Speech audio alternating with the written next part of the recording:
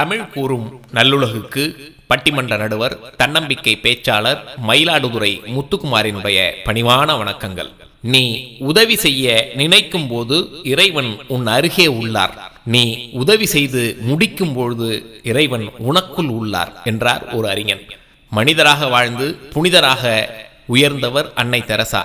அப்படிப்பட்ட அன்னை தெரசாவினுடைய வாழ்க்கையிலேயே அவரையே கலங்க வைத்த ஒரு மனிதரை பற்றி தான் இப்போ நாம் பார்க்க போகிறோம். போப்பாண்டவர் ஒரு தடவை இந்தியாவில் நடந்த ஒரு ஆன்மீக மாநாட்டுக்கு வந்தார்.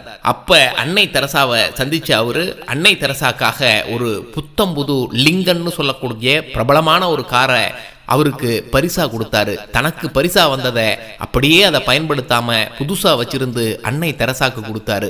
அன்னை தெரசாவை அடுத்து என்ன பண்ணாங்க தெரியுமா? எனக்கு கார் தேவையில்லை, இந்த காரை வித்து கிடைக்கிற பணத்துல இன்னொரு ஆசிரமம் கட்டுவேன்ட்டு போப்பாண்டவர் தனக்கு கொடுத்த காரை கொஞ்சம் கூட பயன்படுத்தாத புது காரை வித்து அதுல கிடைச்ச 4.5 லட்சம் ரூபாயில ஒரு தொழுநோயாளிகளுக்குன்னு ஒரு ஆசிரமத்தை கட்டினார். அப்படிப்பட்ட உயர்ந்த பிறவியாக இருந்தவர் அன்னை தெரசா. அப்படிப்பட்ட அன்னை தெரசாவையே ஒரு மனிதர் கலங்க வச்சார். ஒரு நாள் இரவு ஒரு 8 மணி இருக்கும். அவருடைய ஆசிரமத்துக்கு வெளியில ஏதோ ஒரு சலசலப்பு கேட்டது. பார்த்தா ஒரு பிச்சைக்காரர் வந்திருந்தாரு. அந்த பிச்சைக்காரர், நான் அன்னை தெரசாவை பார்க்கணும், பார்த்து நன்கொடை கொடுக்கணும்னு அங்க இருக்கக்கூடிய காவலாளிகிட்ட சொன்னாரு. காவலாளி கிழிஞ்ச ட்ரெஸ்ஸோடு இருக்கக்கூடிய பிச்சைக்காரராவது அன்னை தெரசாவை பார்க்கறதாவது நன்கொடை கொடுக்கறதாவது, அதனால இவரை விரட்டி விடுவோன்ட்டு அவரை பார்க்க விட மாட்டேன்னு வாக்குவாதம் பண்ணிக்கிட்டு இருந்தாரு. வந்த பிச்சைக்காரரோ, நான் போக மாட்டேன், கண்டிப்பா அன்னை தெரசாவை பார்த்துட்டு தான் போவேன்னு பிடிவாதம் பிடிச்சாரு. இந்த சலசலப்பை கேட்டு ஆசிரமத்தினுடைய மாடியில் இருந்த அன்னை தெரசா கீழே இறங்கி வந்தாங்க. வந்து கேட்டை திறந்து வெளியில வந்தாங்க. அங்க நடந்ததையும் பார்த்தாங்க.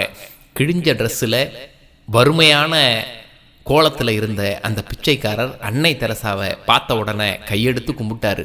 உடனே தன் வச்சிருந்த கிழிஞ்ச பையில இருந்து ஒரு தட்டை எடுத்தாரு. அந்த தட்டில் கொஞ்சம் சில்லற காசு இருந்தது.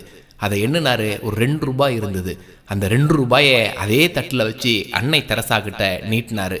அவர் ஒரு வாரம் கஷ்டப்பட்டு யாசகம் வாங்கி போகிற வரவங்கள்ட்டெல்லாம் திட்டு வாங்கி சேர்த்த 2 ரூபா காசு, அதை அடுத்த வேளை சாப்பாட்டுக்காக அவர் வச்சிருந்தாரு. அந்த பணத்தை தன்னுடைய பசியையும் மீறி தன்னுடைய கஷ்டத்தையும் மீறி நான் நன்கொடையா கொடுப்பேன்னு நல்ல மனசோட தட்டில் வச்சு அன்னை தெரசா கிட்ட நீட்டினாரு. அன்னை தெரசாக்கு இப்போ மனசுக்குள்ள ஒரு சஞ்சலம்.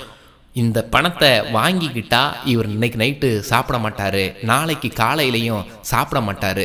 2 வேளை சாப்பாட்டுக்காக இவர் வச்சிருக்க பணத்தை நாம வாங்கிக்கிட்டோம்னா அவர் பட்டினி கிடப்பாரு. அதனால வாங்கலாமா வேணாமான்னு மனசுக்குள்ள ஒரு சின்ன சஞ்சலம். அதையும் தாண்டி நம்ம வாங்கிக்காம ஒரு வேளை விட்டுட்டோம்னா அன்னை தெரசாவே நான் கொடுத்த நன்கொடைய நான் ஒரு பிச்சைக்காரன்னு நினச்சிக்கிட்டு வாங்காம விட்டுட்டாரு அப்படின்னு அவர் மனசுல ஒரு கஷ்டம் வரும். வாழ்நாள் முழுக்க அது தீராத வடுவா அவர் மனசுல இருக்கும். அதனால அந்த ஒரு நிமிஷ சஞ்சலத்துக்கு அப்புறம் அன்னை தெரசா அந்த பிச்சைக்காரர் கொடுத்த நன்கொடையை வாங்கிக்கிட்டாங்க. அதை வாங்கிக்கிட்ட உடனே அந்த பிச்சைக்காரர் முகத்தில் அப்படி ஒரு சந்தோஷம். படைச்ச கடவுளே நேரில் வந்தது மாதிரி, அந்த கடவுளையே நேரில் பார்த்தது மாதிரி அப்படி ஒரு சந்தோஷம். அம்மா, இதை வாழ்நாளில் மறக்கவே மாட்டேன். இதுவரைக்கும் என்னை யாரும் மனுஷ பிறவியாக கூட மதித்தது கிடையாது. எத்தனையோ பேர் காலை தொட்டு கூட நான் யாசகம் கேட்பேன், அப்பையும் என்னை எட்டி உதச்சிட்டு போயிருக்காங்களே ஒழிய என்னையும் ஒரு மனுஷனாக மதித்து யாரும் உதவி செஞ்சது கிடையாது. ஆனால் நான் பிச்சை எடுக்கிற இந்த தட்டில் வச்சு உங்களுக்கு பிச்சை எடுத்த காசை கொடுத்தேன், கொஞ்சம் கூட தயங்காம அதை நீங்கள் வாங்கிக்கிட்டீங்க. என்னையும் ஒரு மனுஷனா மதிச்சு எனக்கும் ஒரு அங்கீகாரம் கொடுத்தீங்க. இதை என் வாழ்நாளில் மறக்கவே மாட்டேன்னு தன்னுடைய வயிற்றுல இருந்த பசியையும் மீறி மனசில் இருந்த சந்தோஷத்தில் அந்த பிச்சைக்காரர் ஆனந்த கண்ணீர் விட்டார். இப்போ இதை வாங்கிக்கிட்ட அன்னை தெரசா அடுத்து ஒரு காரியம் பண்ணாங்க. அடுத்த பத்திரிகையாளர் சந்திப்பில் ஒரு பத்திரிகையாளர், எது உங்களுடைய வாழ்நாளில் நீங்கள் வாங்கின மிகப்பெரிய விருதுன்னு கேட்டப்ப, பத்மஸ்ரீ விருது வாங்கியிருக்கேன், பாரத ரத்னா விருது வாங்கியிருக்கேன், ஏன் நோபல் பரிசு கூட நான் வாங்கியிருக்கேன்.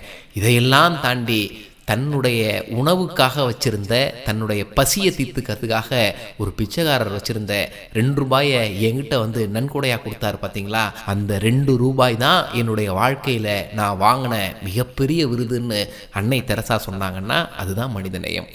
ஆக அன்பிற்கினியவர்களே, பசியில் சுருங்கிய வயிறுக்கு உணவளிப்பதே உலகத்தினுடைய உண்மையான கடவுள் வாழ்த்துன்னு இயக்குனர் ஆர் பார்த்திபன் சொன்னார். ஆக ஒருவருடைய கஷ்டத்தை தீர்ப்பதை விட தாண்டிய உண்மையான கடவுள் வாழ்த்து வேற எதுவும் இல்லை. கண்ணில் படுகிறவர்களுடைய கஷ்டங்களை தீர்ப்போம், நாமும் கடவுளாக மாறுவோம். நன்றி, வணக்கம்.